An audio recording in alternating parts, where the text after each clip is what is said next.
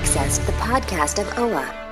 Located deep within Sector 14845 and powered by the Emerald Light of Will, the podcast of OA is your guide to the Green Lantern universe.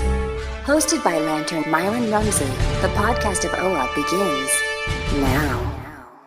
Hey, Green Lantern fans, welcome to episode number 235 of the podcast of OA. I'm Myron Rumsey, and I am joined, as always, by my friend on the other end, Mr. Phil Bova. Phil, my friend, it's the holiday season. How's your December going leading up to the holiday season? Awesome. House is decorated. Got the lights up outside this past weekend, and all we got to do is finish Christmas shopping. That'll never get done. So I've had people ask me, because I go big on Halloween. People ask me like, well, do you do as much for Christmas? The only thing I do is a leg lamp in the window and the Christmas tree. That's about it. You might need to up your ante for the Christmas holidays, man. All my neighbors do Christmas. They give me Halloween. They seed Halloween to me and don't even try that hard because they know they can't do as good of a job as I do. So I let them have Christmas. That's fair. That's respect for the neighborhood. I like it. Gotta keep peace in the neighborhood. That's right. Here in upstate New York, it's unfortunately we've gotten to that time of year where we have nothing but gray skies for the next 5 months. So It is what it is. What it is. Yeah. So we've got some interesting stuff to do today. We're going to be talking about Green Lantern War Journal number 3. And we've got a product review to do, a special product that you and I were sent to preview. I shouldn't say preview because it's already on the market, but sent to review. So we'll be talking about that as well. But before we get into the comic book talk, we always need to talk Green Lantern news. And really, there's not a whole lot. Since the last time you and I talked, Jeremy Adams was talking about meeting with Philip Kennedy Johnson to talk about a Green Lantern crossover of some sort or event of some sort for 2024. No real information or clues or anything other than when Adams said that he was getting ready to meet and have a conversation about an event, he was asked about whether Johnson was involved and Johnson, I think, chimed in and said yes. So that's exciting stuff. I don't know whether that's going to be part of the the United Planets plot or whether they've got something else cooking. I'm excited. And to me, that says something else in that when you and I interviewed Philip Kennedy Johnson in a previous episode, he had said to us, well, originally this was going to be a miniseries. He thought that DC wanted to make it an ongoing, but that he himself wasn't sure if he would be sticking around on the book if it became an ongoing because of all the commitments he might have. So him saying that he's talking with Adams about a Green Lantern crossover event says to me that not only is the Green Lantern War Journal book going to be an ongoing, but whatever was going to prevent Johnson from sticking around is maybe kind of been moved out of the way because maybe he's going to be nice. Around. It'd be nice. I like Johnson on War Journal. Yeah, it's a great book. Yep. And I don't know what the sales. What are the sales for these books? Are they doing pretty good? I don't know. It's really hard right now to tell what sales numbers are for comics because there's really no metric tied to anything anymore.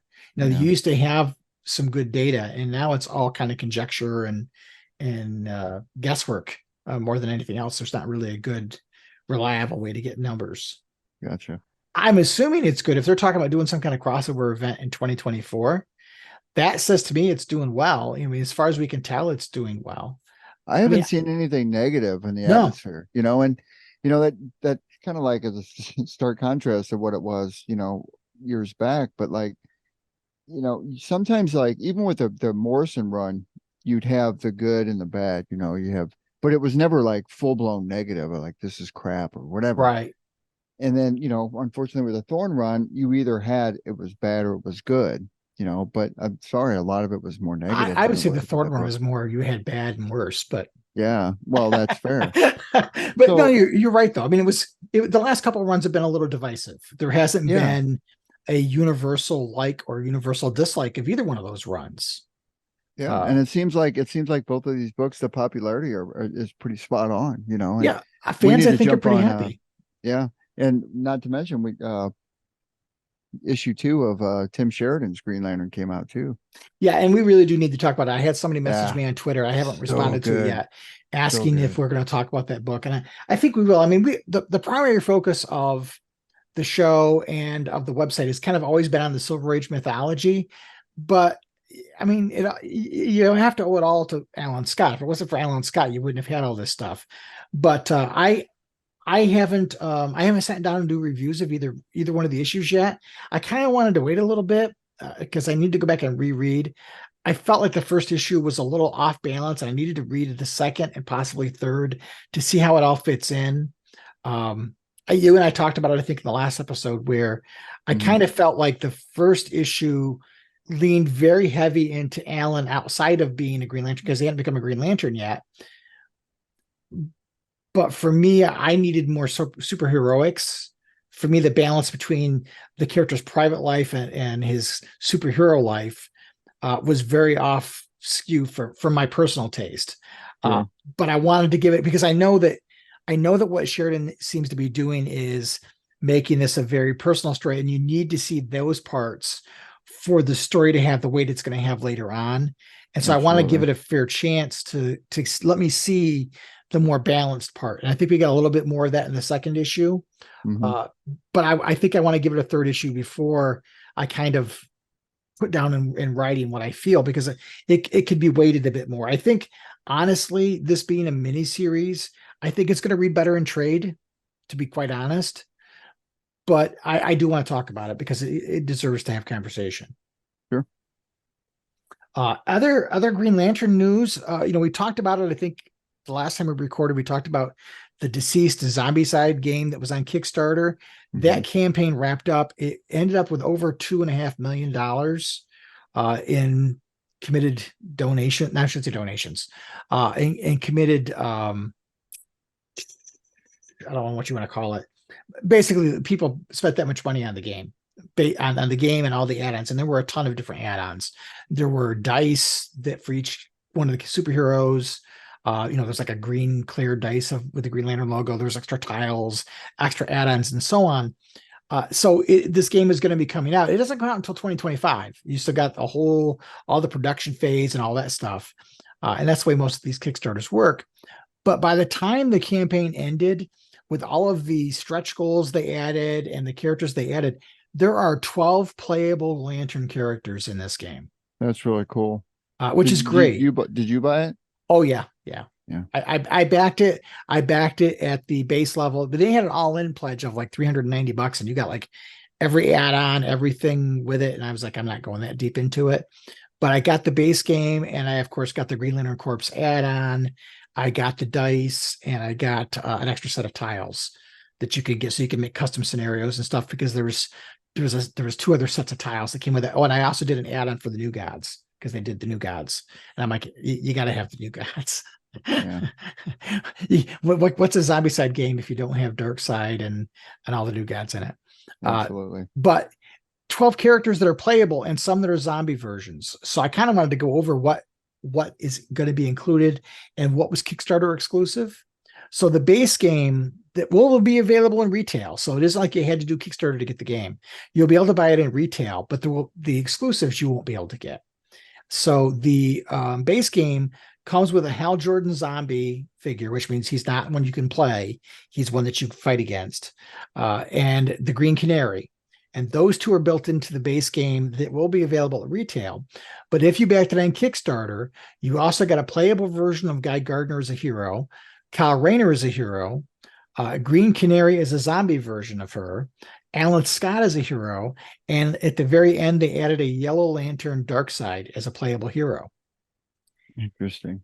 Then, if you got the Green Lantern Corps expansion, you got Hal Jordan as a playable hero, John Stewart is a hero, Kilowog is a hero, Aricia is a hero, Sornak Natu is a hero, Jessica Cruz is a hero, and then you got a zombie version of Sinestro. If you backed it on Kickstarter, that expansion is the only expansion that's going to be available retail.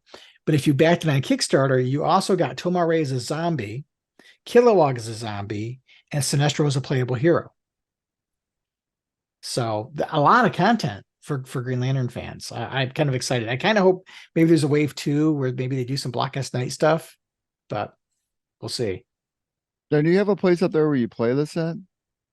In my house? Yeah, I mean, like, do you have Yeah. friends and stuff? People come over? Yeah, Do you- yeah. Or I play with my family, or I have friends that play games. I was just over at a coworker's house a couple weeks ago playing Marvel Zombicide. It was Marvel Zombies version of the game. I gotta Uh, move up there. I don't have anybody around here to play these games with. I I got have these. I got all my games. I don't ever get a chance to play. my dining room table is actually a gaming table. The lid lifts off, and then there's a game well underneath it that you can put a board game in and play with the mat and stuff. But yeah, this looks like it's gonna be a lot of fun. And the cool thing is there is a solo mode, so you can play it by yourself. That's But lonely. it is. But you know, there are times I'm really heavy into board games. I love playing board games. My family, not quite so much. And there are times when I feel like playing a game and nobody else does. And I've got several games I can play that are solo games that yeah, you miss out on the social aspect of it, but you still get to enjoy the hobby. We usually have game nights over here. We'll have some friends over and we do board games and stuff. It's fun. Cool. Always a Yeah. good time. This is like, if it hadn't been for the Kickstarter exclusive Lantern characters, I would have waited for retail. But all the Kickstarter characters that were Green Lantern characters, I'm like, I can't not do it, So Um, when do you won't get it until like it- way later, right? April of 2025. Wow. And a long time. that's how most of those Kickstarters work is you're backing a company to back the project so they can make it. And usually Kickstarters for companies that are new startups, and you're gambling. I've had a couple of Kickstarters where I never got the product that I should have gotten as a reward, because you're not buying the product, you're buying the idea of the product being designed and made and put yes, into production. and the reward is that you'll get one of the products, usually at a reduced price. So for example, I got burned on I have a pretty good sized vinyl collection, and I was looking for a good way to clean my vinyl records that wasn't $500. And I backed this ultrasonic record cleaner for like $150. And we haven't heard anything from them in over a year and a half. And I'll never get the money back because Kickstarter doesn't do that. They don't hold these people accountable. It's the only time I've ever been burned, and I've backed probably 50 projects. Some of them have been things that have been, I really believe in this product and it's something new, and it's a small company that's trying to get their feet off the ground and it looks like a good product. And I've had some that are like this where it's cool mini or not, and this is how they do most of their games. Yeah. But That's cool. It'll be a big seller. I think so. Marvel Zombies, I played that. It was okay. I don't know. It was all right, but this I'm more interested in. Just it's the DC universe, which is more my jam to begin with. Here. So we've got a couple things to talk about. We'll be talking about Green Lantern War Journal #3, and we are going to be talking about manly bands. And you may have seen ads for the Green Lantern ring that they make. They sent us a couple of rings. So going into this review, being full up front that we did not pay for these out of our own pocket. These were given to us to review. We had a great conversation with them over Zoom and talked to the designers of the ring and stuff, and got some good information there. And they were really looking to, well, we'll get into it when we get into that part of it. But anyway, we're going to talk about manly bands and their Green Lantern ring as well. So we will take a break, and when we come back, we're going to talk about one of the two. We haven't decided what we're going to do first. So we'll either be talking about manly bands when we come back, or we'll be talking about Green Lantern War Journal #3. One or the other. We'll keep you in suspense. We're still going to get it done. All right. We'll be back in a few minutes. Listen up, Lanterns. It's time you took the oath with Green Lantern John Stewart. In brightest day, in blackest night, don't let the podcast of Oa escape your sight. Let those who worship evil's might beware my power. Green Lantern's light. All right, man. Green Lantern War Journal. Got my digital copy. I don't get the physical one just yet. Still at my book. It's still at my comic book shop. I got to go pick it up. Man, I'm loving this. And I'm not even a really, really huge John Stewart fan, man, but I'm digging this book. I think we have never been so lucky since the Johns run to have this good quality of content across the board. I mean, I liked the Venditti run. I liked it more the New 52 part after Mhm. editorial kind of let him do his thing. And I enjoyed the heck out of that run. But this book in the main book, I don't want to say main book, but the Green Lantern book and War Journal, both of them are just they're hitting good vibes. They're different. You know, obviously this book is more cosmic, and we'll get more cosmic than the Hal Jordan book, but both of them have elements of Green Lantern that I love in one way, shape, or another. You know, like you've got Hal in the Earthbound Adventures, and you've got John in more of a cosmic story. Right now, it's not really gone off and back into space yet, but this issue is great. I mean, we ended last issue where Varan, who I think is a wonderful foil for John. I really dig him as a character, as being an antagonist to John. I don't know if he's going to be around after this arc, but we'll see. But he has started turning John into one of the Radiant Dead. Got the infection on his arm. Yeah, I mean, I love Varan's his smug arrogance. It's such a great foil for John, and John, and we've said this before. John needs to have some good antagonists to build off of, because he hasn't had any. He's always had just Green Lantern Corps villains, or Hal's arch enemies. And if John is going to stand his own 2 feet, he needs to have the same kind of. He needs to have his own version of a Sinestro, right? So I wonder if Varan, as part of the Radiant Dead, should hang out with Necron, and they could have their own little so would it be the Radiant Corps, the Radiant Dead Corps, and then the Black Lantern Dead? I mean, I guess it would be. Well, and Varan and Necron, they both have the same last 3 letters in their names. So, and then you throw in Black Hand in there, they got a pretty formidable cast. Yeah. But I love how Varan looks now that he's half his normal head and half this really grotesque image. I think he's creepy, which I love creepy. So, it's right in my wheelhouse, but I love the character. I love what they do here, where he puts John in a spot where he basically tells John, if you use your power too much, you're going to become one of us and you're not going to have any way back. And then he puts John in a position where he kind of has to, because his mother's on the train and the train's now headed for a gaping hole in a bridge. Just to the rescue. Yeah. Yep. And then Shepard shows up, and I thought, boy, that's so cool. And seeing Shepard create those birds that pick apart Varan, I thought was really a cool way to deal with the threat, because it seems like you can't kill them outright, but can you tear them to shreds like that? Maybe it takes them longer to rejuvenate. I don't know. And then it's cool. It picks up the train too. Yeah. I thought, what a great arrival. And you kind of knew, you knew at some point that Shepard had to show up, but I thought it was a great entrance. So Shepard is a ultimately new character, right? Yeah. He's a new character. He's from the other universe that the other John Stewart was in, that sent him to us, and so on. And I like the interaction between the two of them when John comes around eventually, where he's like, you're not the John Stewart I know. You're not him yet. Boy, you got a long way to go, which I thought was a good relationship building between the two, because he's going to be pushing John. And I think that's great, because I think John needs to be pushed a little bit when it comes to that stuff. But while John is unconscious, he starts having a conversation with the voice in Shepard's ring. And we find out that it is indeed, and you and I were guessing it was Kyle Rayner, and it is. Yep, it is. Not our Kyle Rayner. Let's be really clear. It's not our Kyle, but it is the Kyle from their universe. So, and then Kyle's back over in Green Lantern also now. That's kind of funny, you know what I mean? He's gonna be, he's gonna be over in the main Green Lantern book. I think in February he'll be back. But here, this is that universe's Kyle. He has the bandana type thing over his eyes, like a mask. And John kind of goes through some stuff while he's unconscious, but he comes through, and again we get the call back to Steelworks.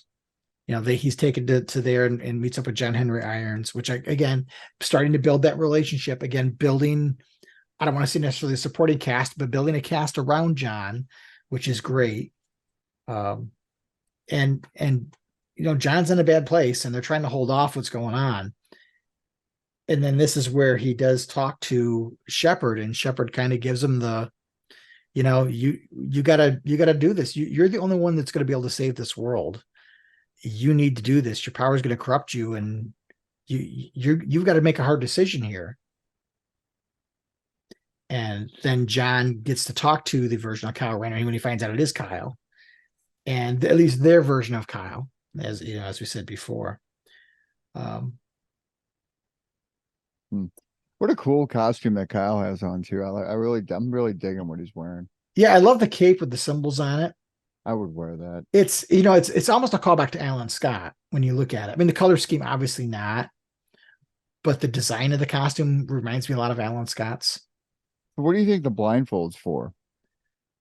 I think he's blind, and that's just how he's covering up the damage to his eyes. I don't know. He appeared apparently that way before in another book that Johnson did, but I did not read that issue, so I'm not sure exactly. But he appeared in that book. I want to say it was the book that they did with the World Without a Green Lantern book. It kind of reminds me of that big visor, that big visor you used to wear. Oh, the crab mask, yeah. But John is put in a really tough position because he's told that you're the only one that's going to be able to resolve this. But if you do this, you're going to have to leave. And it's not safe for you to be around your mother to begin with, but you're going to have to leave your mother behind. Mm-hmm. And John's mother is still unconscious after everything that occurred on the train. And you and I, we've both lost our parents, at least our mothers. And the scene that John has in these next few pages is really the heart of the issue. And I gotta say, I don't know if I have ever been as emotionally moved by a few pages in a comic as much as I was for this one. And I don't know if it's because next month will be 20 years since I lost my own mother. I'm sure that's part of it. But John is fortunate in a way because he gets to say goodbye to his mother. He doesn't get to talk to her, or he does get to talk to her, but he doesn't get to hear her voice. But he gets to say some of the things that he knowingly knows this might be the last chance I get to talk to her. So he gets the opportunity. He has I don't want to say the luxury because I know that doesn't sound right. But he gets the opportunity that a lot of people don't get. And that's the opportunity to say his piece. Mm-hmm. Unconscious or otherwise. Correct. In my own situation, I did not have that opportunity. And that's one of the greatest regrets I have is that I didn't get to say goodbye to my mom. It was very sudden. In this situation, I don't want to say I envy him because I don't. But I'm glad he gets the opportunity to say some things that John probably would not have said to his mother otherwise. We're all kind of guarded with our emotions about our parents, and we don't always thank them, and we don't always tell them how much we admire them when we have the chance. And here he gets that chance, and he grabs that opportunity. And I think it's wonderful character building for him because it makes him far more human than a lot of the efforts that have been made in the past to make John a relatable character. Exactly. I mean, that's kind of what it is, that emotional pull. And not only that, he's going off to quote unquote war, right? So he's leaving mom behind to go out to fight this war, and that's a callback. I mean, how many sons and daughters have to leave their parents behind to go fight somebody's war? Right. And he doesn't know. And this is the same thing. Right. I mean, he's fighting somebody else's war. He doesn't know if he's going to be back, and he doesn't know if he does come back if she's still going to be here. Right. I love. I've got to really shout out to Montos.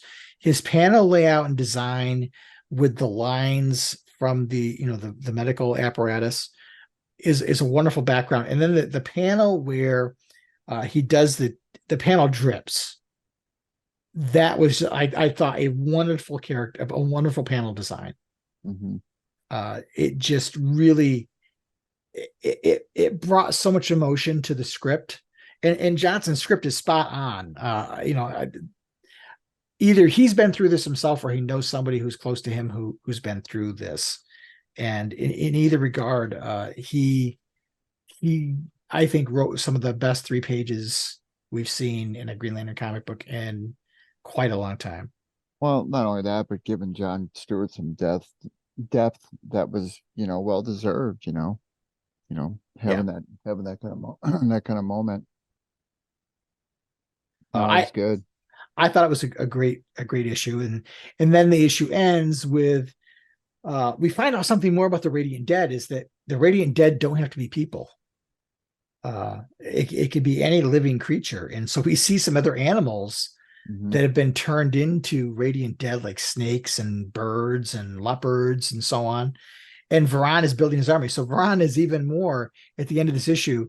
You can see where the flesh has been picked away. It's been replaced by that Radiant Dead, I don't want to say construct, but energy of some sort. Where we saw earlier in the issue, it was the side of his face. Now it looks like it's almost his entire face, and parts of his skin have been replaced. That's so funny how it's the Radiant Dead, and I wonder what material that is. Yeah, I don't know. And I love the coloring and the ink work in this issue. I think both books again are blessed with fantastic art teams. I can't say enough about it. I didn't really see anything here that gives us a whole lot of clues. To me, this was all about character and moving some of the pieces around the chessboard to where they need to be to get the story moving further. But by injecting so much heart into the issue, I think it really compensates for any shortcomings you might find in the plot movement department. Well, and also it kind of pivots it in a way that, after this issue, it's going to be game on, right? Yes, I mean, for the first right. 3 issues, John Stewart's been more or less, for lack of a better words, held back because of this tie as to his mother, and him wanting to stay, whatever, you can call it what you will. But now that he's said his piece, and he's gonna go do what he's gonna do, I mean, it's, taking the gloves off. Here we go. Yeah. It's game on, at this point. It's definitely and it'll be interesting to see how it goes forward, because it seems like if John uses his powers or his abilities, that might make him progress further down that road. If I have any nitpicky complaints or criticisms, this seems like a much larger threat, that it seems like it would catch the attention of some other characters, but we'll see. This is like, you couldn't have done Blackest Night if you didn't involve the entire DC universe. And this seems like a similar enough threat that you'd have to involve the greater DC universe at large if it gets too much bigger. Right. So we'll see. I also think that if John knows Hal is on Earth, you'd think he'd reach out and say something to him at this point. I don't know. I mean, you'd think. Right. And it's always hard, because if you're trying to accept this is the DC universe as a universe, they've got all these moving parts. They have to interact more. But at the same time, if you do that every time there's a big threat, how does anybody get a story done? So it's a double-edged sword, really. Sure. Yeah, it really is. And it's got to be hard for them to find that balance. Right. If you're going to have a universe-ending threat, it seems like you've got to involve the rest of the universe. But I'm really, really happy with this series. I can't say enough good things about it. I think both books are fantastic, and this issue really stood out to me. This, to me, has been the strongest of the 3 so far. And I know a lot of that's just revolved around the one scene, and I'm sure it's because I'm connecting to it on an emotional level. But I thought the character work was really strong here. Well, thinking back, I mean, looking back a couple of years, there was a lot of books that I wasn't reading because for various reasons, right? I mean, and fast forward to where we are now, and I'm back into Wonder Woman again, because I mean, Tom King is killing it. Of course, I'm back into Action Comics. I went and I read through that whole War World saga that Johnson put out, and it was just amazing. I just burned through those. Didn't they just get named like one of the top Superman stories or top DC stories the last 5 years? Man, it was just so. I mean, the dude can write the book, and it was just a great, great, great series. And I'm reading Superman Lost, and then the Justice Society of America is a really, really good book. That's going strong. And then Wesley Dodds is another good book that's out there. Venditti's killing it on that. It's a good book. And then, of course, Alan Scott Green Lantern, and then War Journal and Green Lantern. There's a lot of good stuff out there now. Speaking of Venditti, didn't they just start up a new Superman 78 book? Yeah, the forgot the The Metal Curtain. metal curtain, right? Hal appeared in the first issue. And I just haven't read that. I a haven't brief read it yet. cameo. Yeah, Yeah, I haven't read it. Somebody posted a picture of the panel online. It wasn't anything major, but it was kind of Hal having a conversation. But well, I'm a little worried about reading it because the last one I read the full. I read it all the way through when it came out in trade, and I enjoyed it a lot more. But I'm a little worried about if I do this issue by issue, yeah, I'll lose out on that, you know. yeah, I'm finding that more and more, and there's that phrase that everybody likes to throw around of writing for the trades, but there are some stories, especially a miniseries, where it definitely feels like it's better to read it in the trade format because the story's designed that way. Yeah. And sometimes I find, especially if it's a 12 issue miniseries, that I can't necessarily keep track of all the moving pieces because it's such one 12 issue story or something to that effect. Yeah, Superman Lost. I should have waited for a trade. It's only 10 issues and it's on 8 now, but I wish I would have waited because they start to blend, you know. Yeah, right. Well, the part of it's us getting older, right? But it's also the fact that you're trying to keep track of how many different stories while you're More working your importantly job. than us getting older. Well, you've got that, and you're trying to keep track of all those plot lines, plus all the plots of all the TV shows you're watching, plus your family, plus the your work and everything else. It's hard sometimes to do that. It's great to go back and revisit it in a trade format, and I find sometimes I enjoy it better that way. And I often go back and reread stuff, even though it's a monthly book. I'll go back and reread an arc because it does read better that way sometimes. And It I should say does. more often than not, it reads better. Because you don't have to wait. The waiting is the hard part, you know, and it always has been in life. I've always had this. My local comic shop owner and I have had this conversation on a few occasions. Jared from Heroes Your Mother Threw Out Comics. We all have a conversation, and I'll talk about we'll talk about the comic industry as a whole. And I'm like, sometimes I feel like maybe what these companies should do is rather than produce floppies, produce the trades. And maybe you get 2 Green Lantern trades a year and you make enough trades so that you have an ongoing publishing cycle, but you just release them as trades and do away with the floppies altogether. That'll never work for Batman, by the way. Well, they'll have 5 graphic novels a month, right? 5 trade paperbacks a month. Ridiculous. Odd. And now they got that animated thing that came out on oh God, the Christmas Merry Little Batman or something like that. Oh, no thanks. It's on, I don't know what it's on. I did see that DC dumped all their stuff on Netflix. Oh, did they? Yeah, like Suicide Squad and a bunch of other ones that got dumped on there. Yeah. It's nice to know all our movies that we enjoyed are now going to the dump pile. But if you're not reading this book and you're a Green Lantern fan, you really should. It's a great book. Missing out, definitely missing out. Yep. It's as we like to say, it's an embarrassment of riches these last few months. Well, friend, right. We're going to take a pause, and when we come back, we're going to talk about manly bands.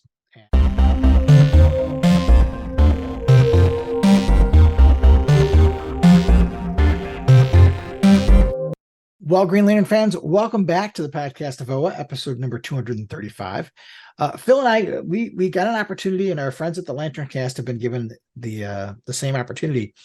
We were contacted by a company called Manly Bands, and they make a variety of different types of rings, and they're not just DC Comics rings. They make rings based on guitars and military stuff, and they do some really interesting things with their rings. I know, for example, the Green Arrow ring has a bowstring built into it, and some of the guitar rings have some of the wood from the guitar built in, and some of the military rings have Sherman tank parts embedded in it and stuff. So they do some really high-end stuff. And we were contacted by them, and they reached out and said, hey, we'd like to send you a couple of rings to try, and we'd like to get your opinion on them, and so on. And so Phil and I, we chatted with them on a video conference and got to talk to them. And I'm always apprehensive when it comes to this kind of stuff because I really value the integrity of the show, and I don't often get sent something with a financial thing attached to it where people are encouraging me to tell other Green Lantern fans to spend their money. And I'm not necessarily comfortable with that. And so I know Chad and Mark, they have the same kind of trepidation about, lending their voices or their names to a product endorsement of some sort. But you and I, we got on and had a video call, and I was very impressed with the company, the integrity of the company. They knew that we had a Green Lantern book club. They researched some things about us, and they were just saying, hey, we want to support you guys and kind of, thank you for what you're doing for comic book fans and so on. And we'd like you to try these rings out and give an honest review. We don't want you to do anything different. We don't want you to be biased in any way, shape, or form. We want your honest opinions. And they wanted to hear our opinions. And to me, that spoke volumes of the intent of their character. So I felt okay if you want to send us a ring to do, we'll look at it and stuff. And so they sent us rings. And one of the things that they sent, and we didn't really need this for what we were doing here, but one of the things they offer is these ring sizers. So you can get these, and they have all the different sizes on them. You can cut these out and try them on your hand on whatever finger you're thinking about getting the ring for to make sure you get the right fit. And that's such a great idea, because I've bought rings before, and I thought I had the right size, and then I didn't, because either maybe it was a different size ring and the thickness of the band needed really a bigger size because it was a thicker band and so on. And these sizers are kind of cut to the size of the rings, the thickness. So you get a really good idea what they're going to be like. But to go back to what they sent us was Phil and I both got these cases, which you can see on the YouTube, obviously, but you can't see on the audio version of the podcast. But they sent these really nice hard shell cases. And in it came the ring, and now it's getting us hard because for the audio format and the video format, but you can go to their website and see the ring. But it's a nice looking ring, and they sent us the ring, and then in with every ring they send you a silicone version of the ring, not of the same ring. It's a generic black band, and we'll talk about why you would want this in a couple minutes. And then with this ring, there's something special about it. And they send you a little key ring with a UV light on it. And we'll talk about what that's for in a couple of minutes. But the ring is, the Green Lantern ring is one of their DC line, and they make a series of a series of DC rings. But this particular ring is black zirconium. It's polished. It has the Green Lantern part and stuff in the center is emerald opals and green glow powder is an inlay, and this light is a UV light. And if you take the UV light and you charge it up, I'm going to just charge mine up here a little bit. You can see it glows, which is really cool. I wonder if you shine the UV light in your camera over there, and I put my ring up to the lens when it goes through it.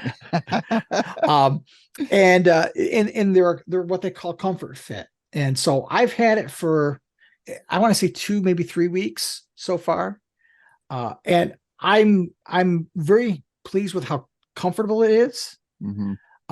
I think, unfortunately for me right now, I live in a time when there seems to be no UV light coming down from the sky because it's been so dark and cloudy and gray. So I haven't seen it during normal wear, the glow part kick in for me. I took it. I have a resin 3D printer, and I took it down. And when you print in resin, you have to cure it, and you usually use UV light to cure it. So I have a little stand that has UV lights in it, and it rotates around, and you put your 3D prints on it, and it rotates and cures the resin. So I took the ring out and put it on that and ran it for like 5 minutes. And it seemed to be, I wouldn't say the glow lasts a long time. It depends on how much you expose it to it. Like when I do it here, if I'm just charging it for a little bit, it's glowing. It'll probably last 15-20 seconds before it goes darker again. But when I put it on the charger not the charger, but the curing station for my resin printer, and I ran it for about 5 minutes, it probably went for about 7 or 8 minutes. Wow, really? So I think a lot of it depends on how much light you get. Chad, who lives in Texas, I'm sure his is getting charged every time he goes outside, because there's a lot of sunlight there. Mhm. I just unfortunately live in the grayest part of the state of New York, and we right now are not getting a lot of sunlight. So I can't speak to how it would be, what your experience would be like. But I'm very pleased with the quality of the ring. I don't think it's there's no such thing as scratch proof, right? Right. So any ring can get scratched. I've been wearing it every day for the last couple of weeks, and I haven't gotten a scratch on it. Same. So that's Same. good. But the caveat and the reason why they give you the silicone band is if like I've been married for 36 years, and my wedding band has some very intricate detail in it. So I've always been in the habit of taking my wedding band off if I'm going to work on a car or if I'm going to use some power tools around the house. I'll take it off because I don't want it to get damaged.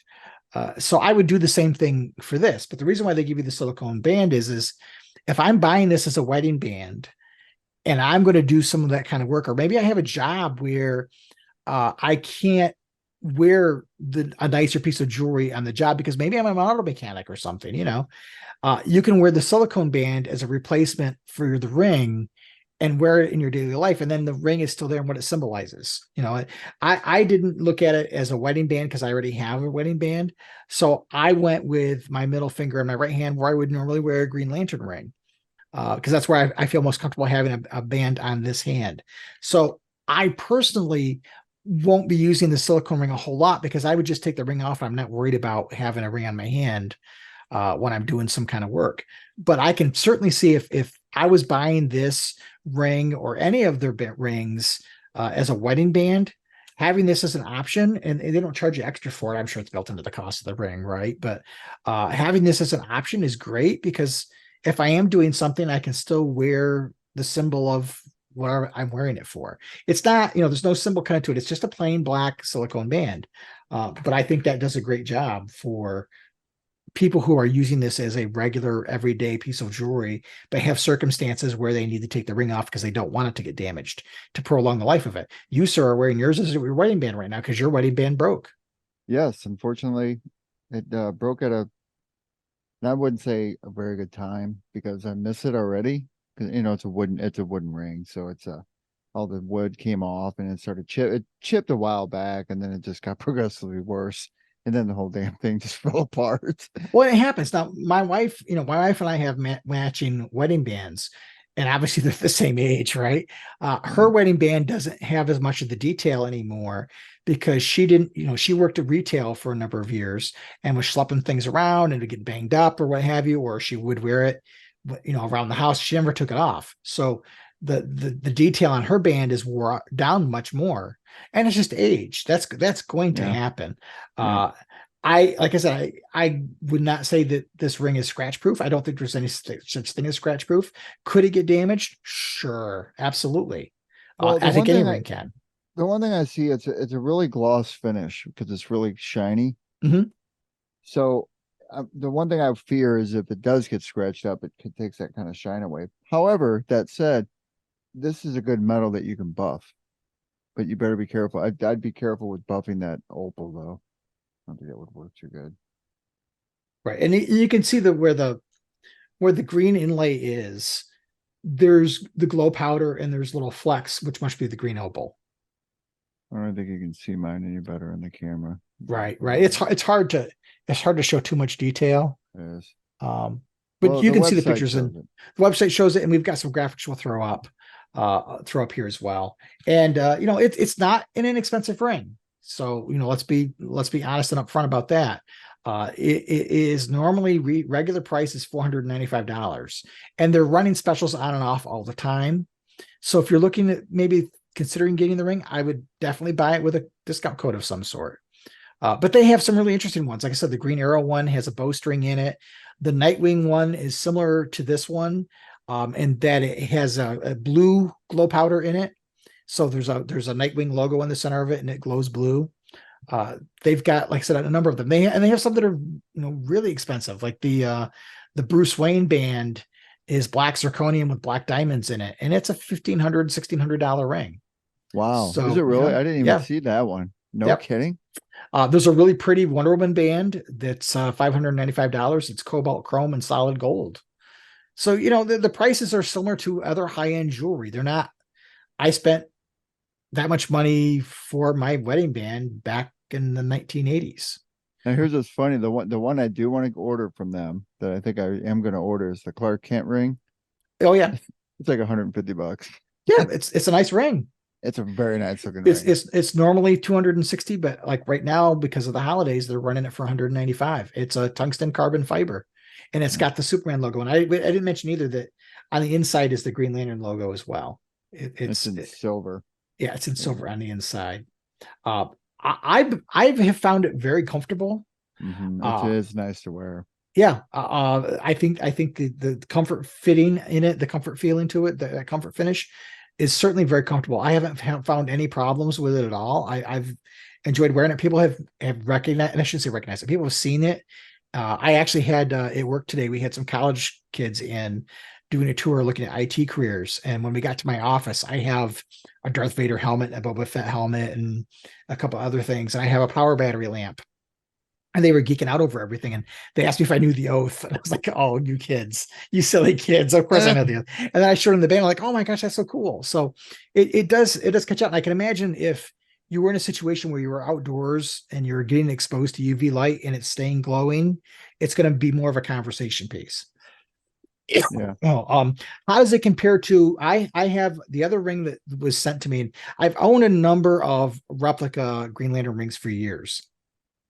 Brendan Burke from Underworld and Beyond Designs sent me the current ring I've been wearing, and you see it if you're watching the show on YouTube, you see me wearing it at pretty much every episode. I show it off at the end of the episode when I'm telling you to have a brightest day. And I love this ring to death because it's a replica ring, but I'm not sure, it had a very significant list of care guide because it is a plated ring, and even driving around in your car with it on can damage the finish. So you really need to take care of it. And I'm not saying the quality is not good. No, it's a wonderful, wonderful ring. But I wouldn't say it's designed for everyday wear. In fact, I only wear it when I go to a convention or when I'm doing the show, what have you, because I just think it's so wonderful. It looks like it came right off the comic book page that I want it to last forever. So I really take good care of it, and I keep it in its case when I'm not wearing it.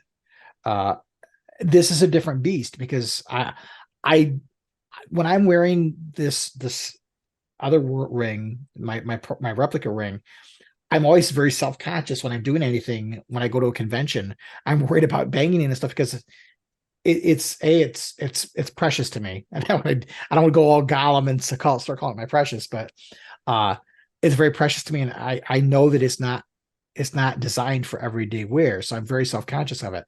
I don't feel that way about the Manly Band ring.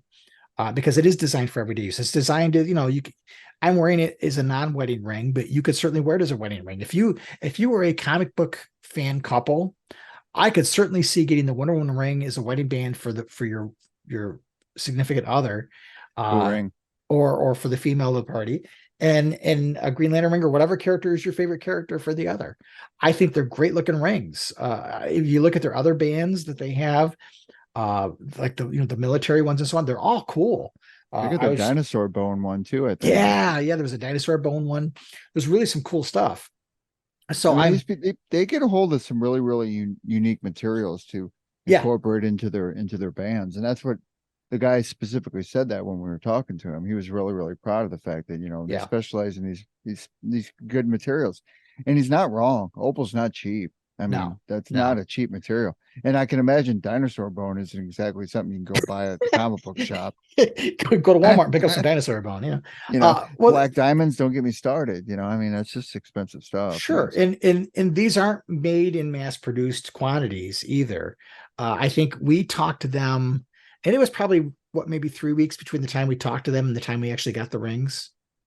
Longer than that. I think it was a good month. It might have been. It was because they're pretty much made to order. They don't stockpile them ahead. They're a small company.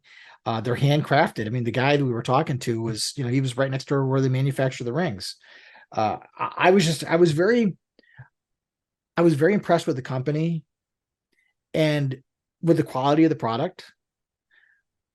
if they didn't send me this ring, and I had eyed it because I'd seen the ad popped up on social media. Oh yeah, I was I'd eyeing it seen up the hard. ads. Yep.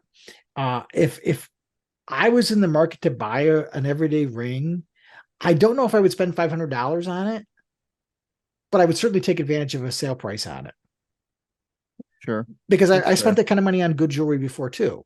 I've got some other rings that I've bought that are, I've got some Halloween rings, of course, right?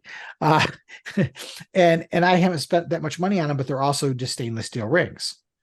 This is certainly could be a wedding band. If you, my wife had said if when I told her that your ring broke, and she goes, "Well, honey, if your ring broke, I would let you wear the Green Lantern ring as your wedding band if you really wanted to." And I'm like, "Yeah, it's very nice of her," and so on.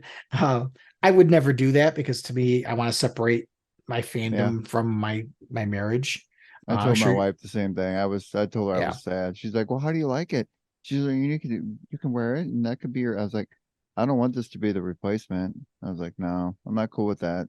I yeah, was like, I want a wedding band." right. I, But what I consider one of their other bands potentially is a wedding band. I Um, think I still want my wooden band. I think we're gonna try to find me another wood because I like the wooden ring she got me last time. But yeah, I still want to get the Clark Kent one. That's my next one. yeah, I think I'm gonna order uh, that sometime. and I hope people, I'm not shilling for a product.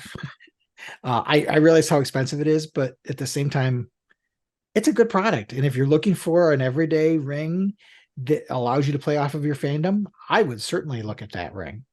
Well, And they're licensed. They're licensed by DC too. yes, So yes, they and are it's officially really licensed. yeah, and it's a really good. I don't and like you said, I don't want to sit here and peddle or anything like that. But they don't Right. seem like that's a company that's just out to get your money. Or I mean, that's not No, how they work. I mean, it's a special order. So like, if you're into that kind of stuff and you can swing that price tag, cool. I mean, it's worth it. I mean, I look at like, there's there's the sideshow figures and they cost same price range, right? yeah, But you can't walk around with it and show it to people, right? right. It doesn't work that way. That's um, true. and it's funny when we talk to them, this has been the Green Lantern ring has been one of the most popular rings that they have. I'm not surprised. I mean, No, it should be. It's the Green Lantern ring. they what was the creator, the guy who designed the ring was saying that his friend is a big Green Arrow fan. And he thought it was so cool when he did the design the band with the bowstring in it, and his buddy wanted the Green Lantern ring instead. It's gotten some great reviews from people who have bought the ring. Again, not shilling the ring, but if you're looking for an everyday ring or a wedding band and you're in the price range of looking for something like that, not a bad thing at all. Hey, did you I see that wonder. they I do wonder have if we'll rings with run wood in it? in. I wonder. Do they what? They have rings with wood in it. Oh, they do. Yeah, I Oh, just that's have right. The whiskey barrel ones. The yes, they have Jack whiskey barrels. Daniels ones. I just happened to scroll down and there's one called the Cowboy Ring that's black plated tungsten with koa wood. Oh, how much is that boy? Right now on sale, $195. Not bad. That's good. That's doable for a wedding ring for me. Yeah. I was gonna say what would be really interesting is if we see somebody out wearing something like this, but it's really hard to spot. I mean, the Green Lantern one's gonna be hard. It's gonna be unless somebody puts their hand on and you look at it, or it's glowing, you probably won't see it by first glance. Well, Anyway. and they have, there's a lifetime warranty, but remember, warranties are only on defects. They're not wear and tear. Or like my wedding band, I have a hard time getting my wedding band off because my hands have gotten larger since I got married. Yeah, I've been married for 36 years and my hands are not the same size they were when I was 27 years old. Uh, Yes, kids, it 20, happens. 22 years old, excuse me, 22 years old. But they actually have a 30-day refund policy that you can return a ring, no questions asked, in 30 days if you don't like it. Really? I mean, you get charged for the return shipping, but I they find it hard to believe that anybody want to send these back. I mean, it's no. And if you were unsure about size, this is definitely the way to go. And they have a way you can do a print off and do the same thing. But this I found was nice because this is the same depth of the ring itself, which is nice. mhm. Um I think the ring is, I gotta look and see how it's 8 millimeters wide. And it's flat on the outside. So it isn't a large to catch. So it won't catch on things as easy. At least that's been my Yeah. experience so far. Low profile. Oh, I should take that back. You get charged for returning the shipping back. But if you want to return it, but if you're entitled to a free exchange for 30 days, and they will pay for the shipping both ways if it's an exchange. So like Okay. if you get the size wrong, you can do an exchange and get the right size. That's good at least. Mine fits pretty good. I don't think I got the size I needed. And Yep. they like I said, they do the sizers, and I think the sizers I don't think cost anything. Well, and you can do it yourself at home too. I mean, Yeah, just you can take do a one. printout one, but I'm looking on the website right now, and it says you can get a free Manly sizer.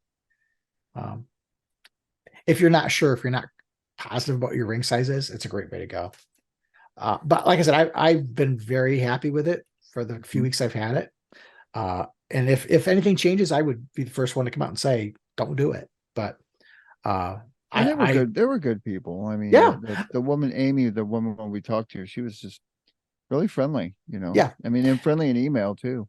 Well, and they even talked about how, they said, I said, well, how do we, do you want to be the sponsor of episodes, or what do you want to do? And they were like, no, we don't really want anything in return. We just want you to give an honest review. Which to me, that was the tipping point. Mm-hmm. Was They're not looking for nothing. Right. And they even said, that they were talking about, they might even promote us on their website. I'm like, okay, it seemed like they were about fandom, and they're fans themselves of the characters, which I think is why they sought out the DC license. Well, and see, that's where they kind of specialize themselves at, right? They got a niche. I mean, Mhm. so you got a site there, or a company that's dedicated to specialized rings. And it doesn't matter what it is. But then you got a niche, right? This little DC Comics niche. And it just so happens, you might have a target audience right there with these specialty rings, especially with the Green Lantern one, or whatever the case may be. Now, I don't know what kind of projected sales the people are looking for, but I don't think that's the point of what their company is. I mean, if you're making Right. to order, you're not going to over surplus yourself. I mean, I guess the only worry they would have is if they get a lot of orders. But at the same time, I mean, I don't mind waiting 4 to 6 weeks for a product. That doesn't No, bother not me when at it's good all. quality, right? Yeah, that doesn't bother me at all. So I They- think that's where they benefit at. They have licensed rings for DC, Fender guitars, Jack Daniels, and Lord of the Rings. Plus, they have all their other rings of their own original designs. They've got their Armored Collection, Military Heritage, and so on. So there's a lot of stuff in there.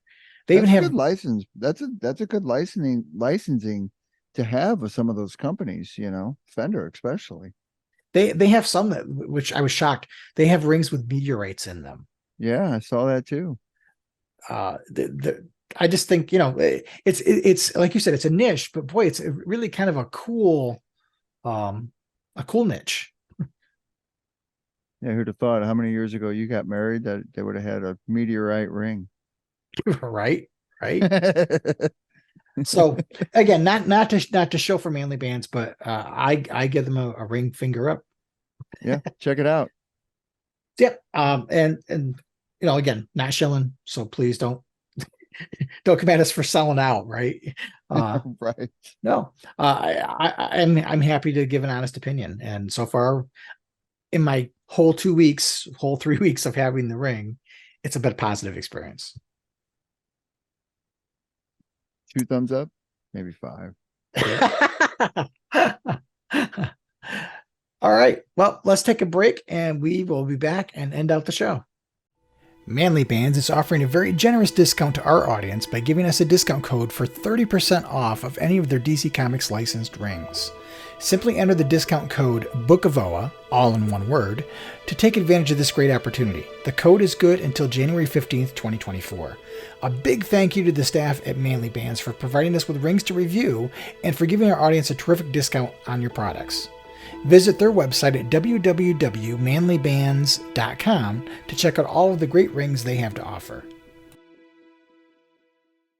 All right, welcome back, fellow Owens.